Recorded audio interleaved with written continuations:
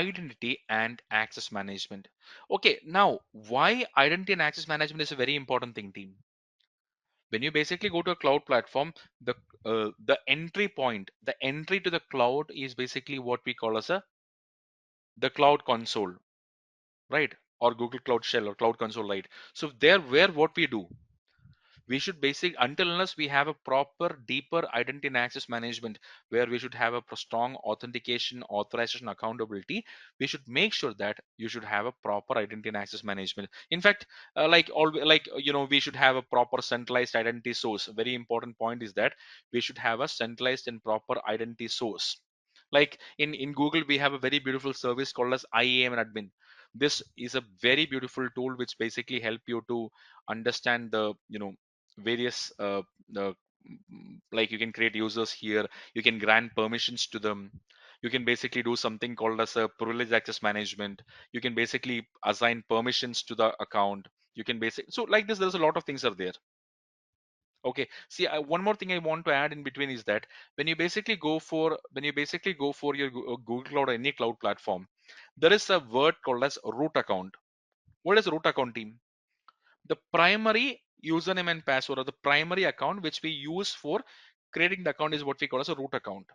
So never use your root account for any of the activities. That's a primary rule. And use service account. What is service account, team? That's a very important exam to point. Okay, I mean, when you go for exams and all, see, I'll give an example. Service account is something where whenever you want to access a Google service, or whenever a Google service want to access another, you should always have a service account. Let me give an example, team. Now let's suppose that I'm going to my Google Cloud Console here. Okay, I'm going to Google Console here, and let's suppose that I'm going to create a VM. Okay, I'm going to create a virtual machine in the Google Cloud platform.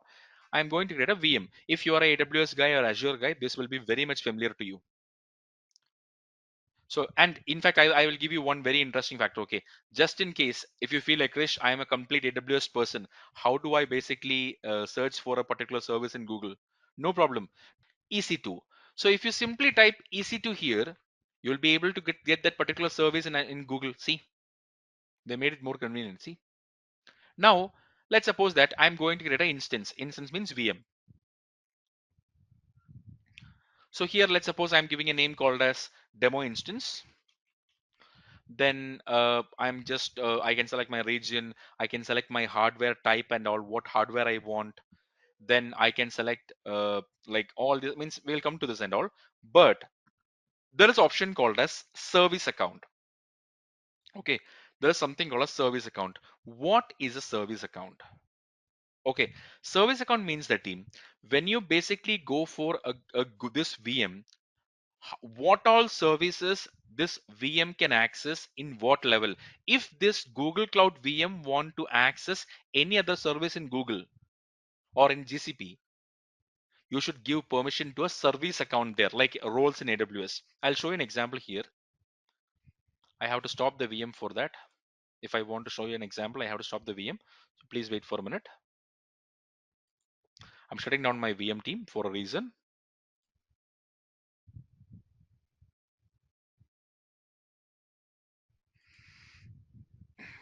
So one thing I notice, or always notice about Google, is that when you basically do something in Google Console, it'll take some time. It'll take some time to for it to happen. Okay, so you should wait for some time. When compared to other vendors, the time is a bit more slightly.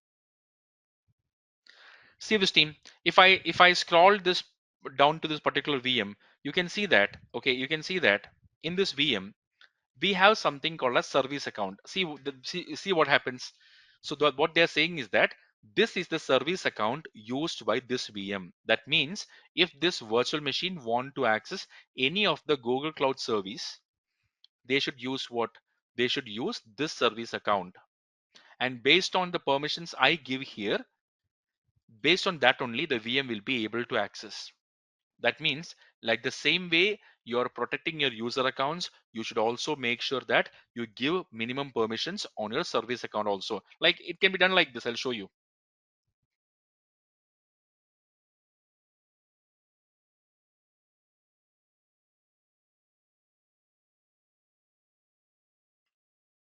See this team, so it'll take some time. So you should basically stop the VM. Like they are saying that you will wait some way. You have to wait for some more time. Even though it's stopped, it will take some time to show that console. Refresh the screen once.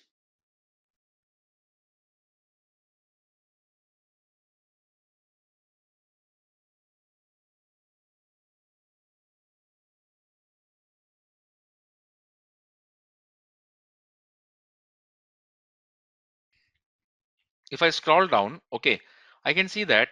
See, there's option where you are able to customize the access. Like for example, let's say I can say that this particular service account used by this VM can access my Google store cloud storage. In AWS we call it as S3. In Azure we call it as blob containers. Here we call it as Google Cloud Storage. See, I can specify what level of access they should have. I can even streamline it with the more detailed options. Okay. So what I'm trying to say is that team, make sure you never use a proper identity provider, never use your root account or superadmin account. Instead of that, create user profiles and manage it accordingly. And use the service accounts wisely. I will say that use the service accounts wisely. That means what? Give a proper permissions only for the service account. Let me give an example team. Now let's suppose that we have an attacker who got access to this VM. Okay, we have an attacker who compromised the VM and got access to the VM. And if my storage is having full access, what will happen team? Tell me. We have an attacker who got access to this particular VM instance, and this service account used by this VM is having storage full access. So what will happen there team? That means it will completely breach the data you're having in the cloud storages, right? Like that. Is it clear? Like that. It's quite easy for them. So it's always better to make sure use service accounts for more convenience and again avoiding passing credentials. But it's the best thing to make sure that you give proper permission to them and have a proper identity based access to the cloud. Like now give a bare minimum. Don't give a lot of permissions. Like give a bare minimum permissions and have a complete visibility. Then implement least privilege and separation of duties. Team, in Azure, we have a concept called as just-in-time access. Just-in-time access. Like the same way, here also we have that concept called as just-in-time access. Okay. So here also in Google Cloud as well, we have an option called as just-in-time access, which is called as privileged identity management or privileged access management.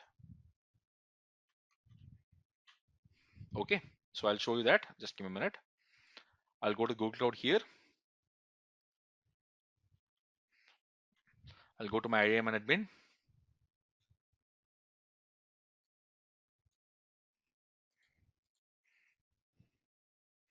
I can basically go for something called as a PAM. What is a PAM? It stands for privileged access management. So here team, the benefit is that normally what we do is that, okay, we have a user called as Krish. So for Krish, I am giving a particular permission. Like this is what we normally do team. I'll show you what happens. Normally what we do is that we have a user here. Let's say we have a user here called as, or role here called as, we have a user here called as Cloud Krish, or we have a service account here with the particular name. So what we do is that we click on grant access and we are able to basically give a permission to them.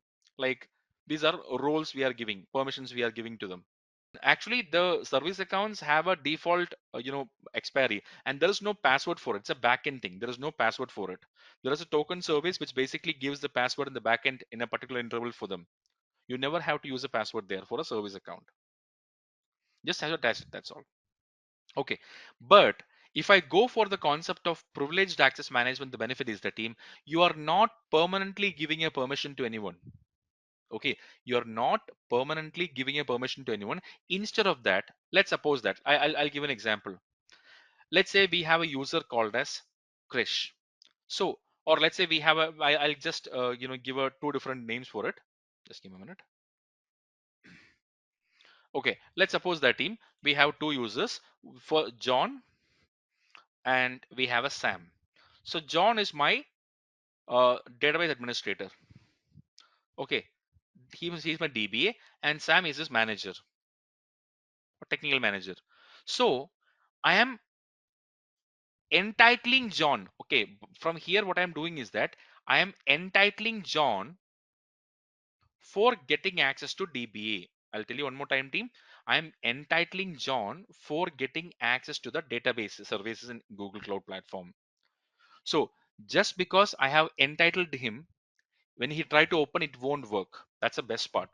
So that means instead of directly giving access, I am putting an entitlement for John that he can get database full access.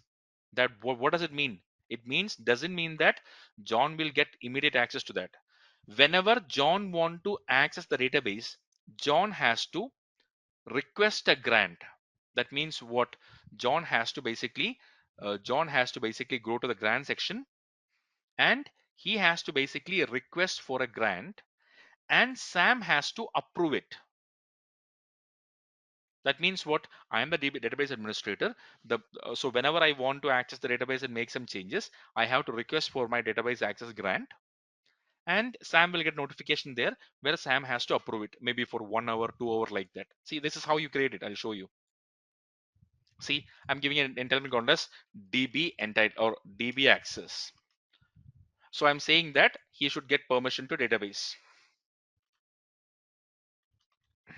Okay, let's suppose that I'm giving him permission to, let's say, what permission I can give him. Yeah, let me means any random permission. I'll give him permission to Cloud Spanner. It's a DB service in Google. So what happens, team? What duration is the permission? What is the permission for this? So I'm saying that the permission is for 1 hour. That means each grant is valid for 1 hour. Then who can request the grant? You can't make anyone do that. Who can request the grant? So I'm saying that John at abccompany.com. John is basically able to request that grant. Then who is the one approver? Once the person requests, I can say this is the person who has to approve it. So what is the benefit there, team? It may make sure that he won't get uninterrupted permission. Every time he want to get permission, he has to request for it. Like that, we can make the permissions even more streamlined when you basically go for a Google Cloud platform. Then what is the important point, team? Audit the access. What is audit the access, team? Every access to your Google Cloud platform should be properly monitored and logged. I repeat, every action to your Google Cloud platform should be properly monitored and logged. In fact, for that in Google Cloud, we have a service there. Okay, for logging and all, we have a service there. Okay, so this service basically help for logging and monitoring. It can help us to properly visualize our log files, what all activities I have performed. I can basically do that for my entire organization or my current project, like that.